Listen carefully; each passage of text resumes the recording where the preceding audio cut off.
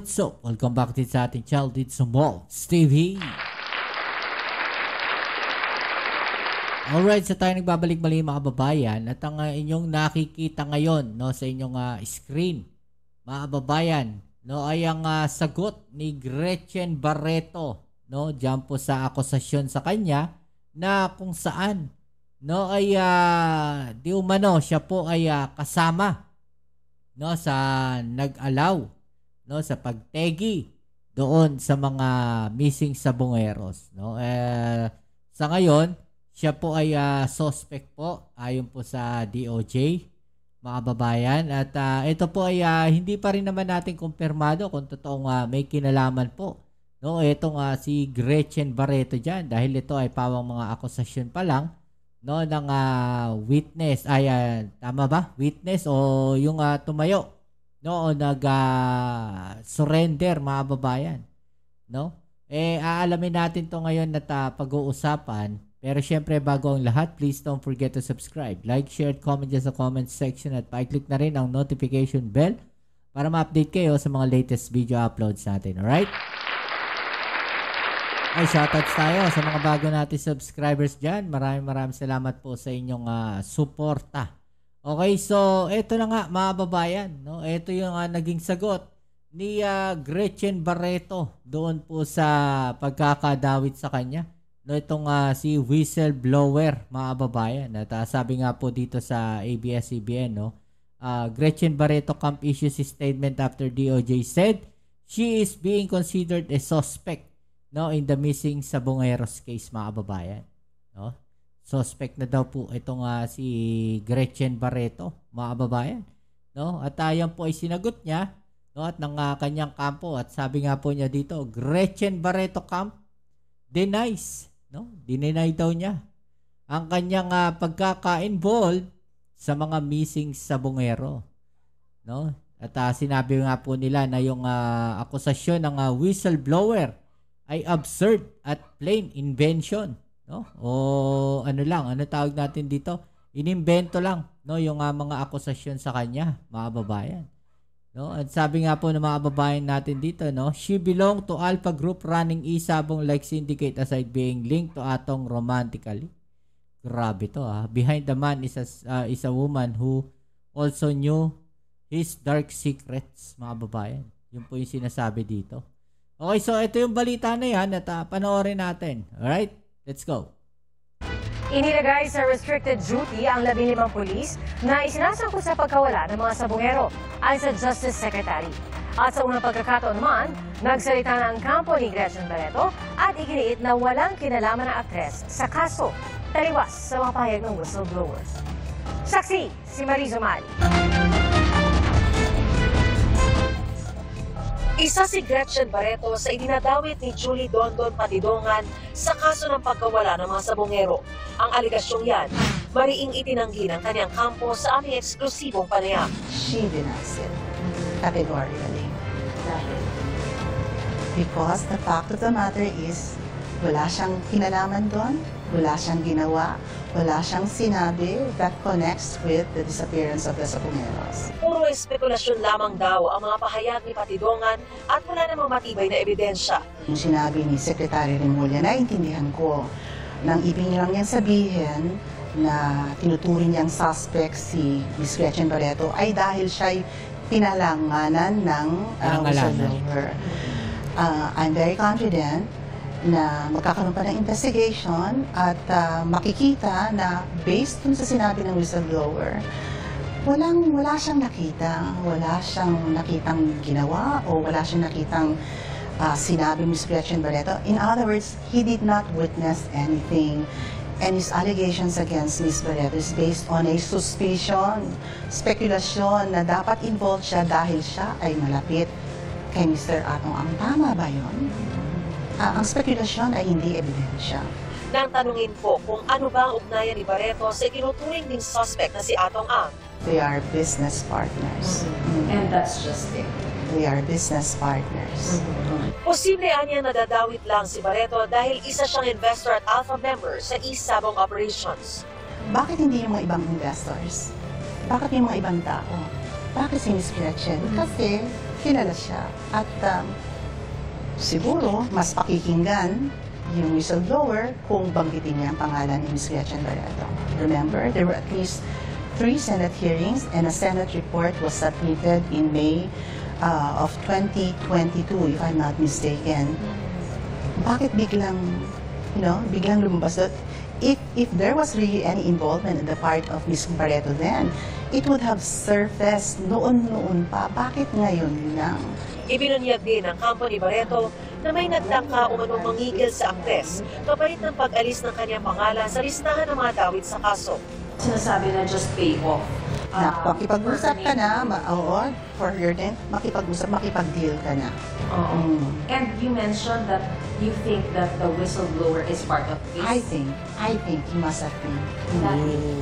Dahil the person who made the proposition was also connected to the whistleblower. Sa hiwalay na panayam ng GMA Integrated News kay Patidongan, sinabi nitong magkakasama sila ni Barreto at ng isang engineer sa Alpha Group ng negosyante. Aniya, grupo ito ng mga taong pinakamalalapit kay Ang, na may-ari ng Lucky 8 Star Quest Incorporated, ang operator ng Sabungang Manila Arena. Sa isang pulong daw ng Alpha Group, tinanong sila ni Ang kung dapat daw dukutin at iligpit ang mga sabungerong di umano ay nandaraya.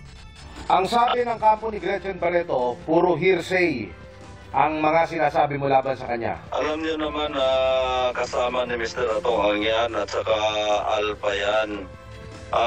Pag sinabing Alpha, doon sila, kasama sila sa nag-meeting-meeting. Kasama siya sa pumayag na walain yung mga sabungero. Ayun, isa sa tumas ng kamayan. Si Gretchen Barreto. Tumaas ang kamay, ano ibig sabihin nun? Ibig sabihin, napayag siya na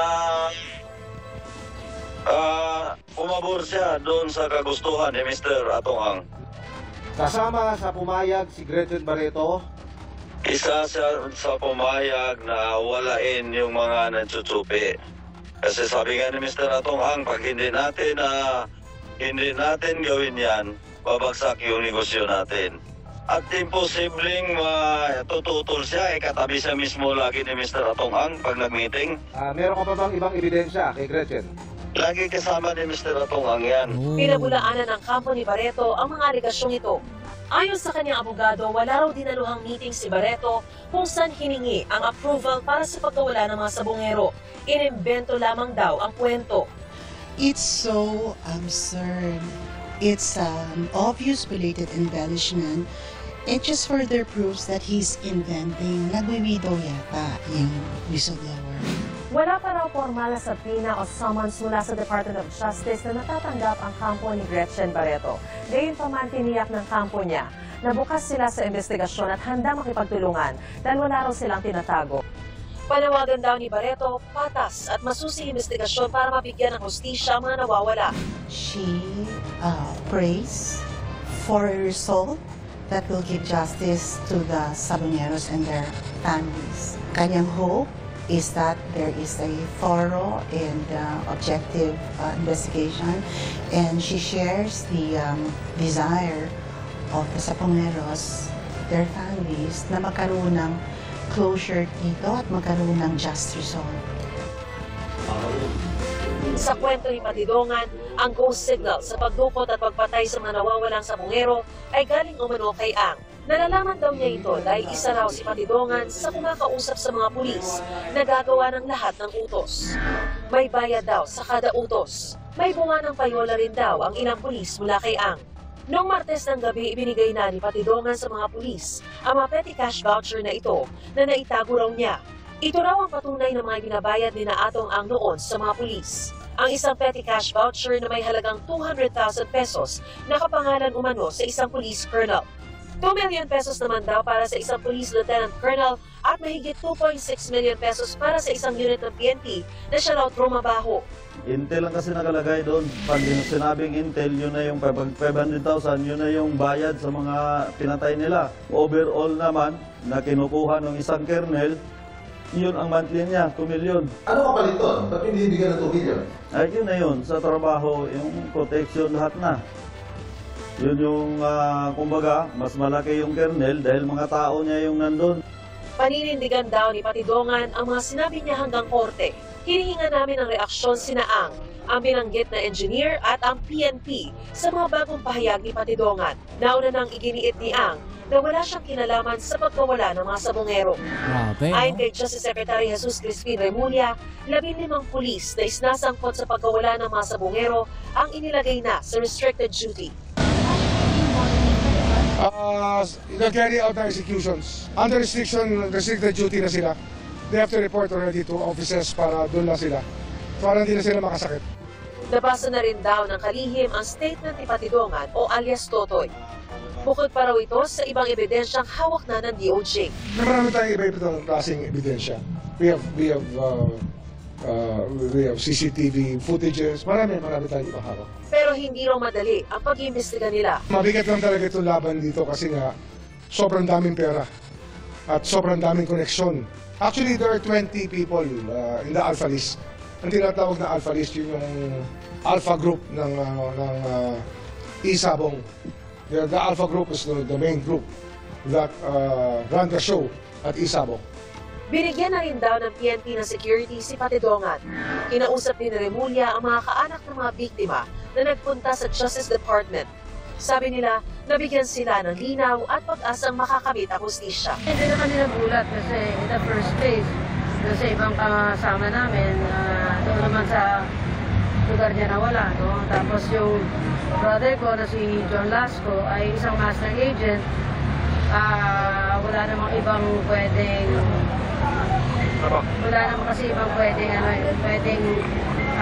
taong may interest sa kanya kung yung kapatid ko nga ay nakagawa ng hindi maganda. Alam namin, hindi na kami magugulat noon pa. Dahil naririnig namin na kahit nung hindi pa nakidnap yung anak ko, dahil naririnig namin na may ganyan na pangyayari. Hindi namin titigilan to. Talagang kailangan ng hustisya. Alam mo, ang kaluluwa natin bilang mga Pilipino nakataya dito.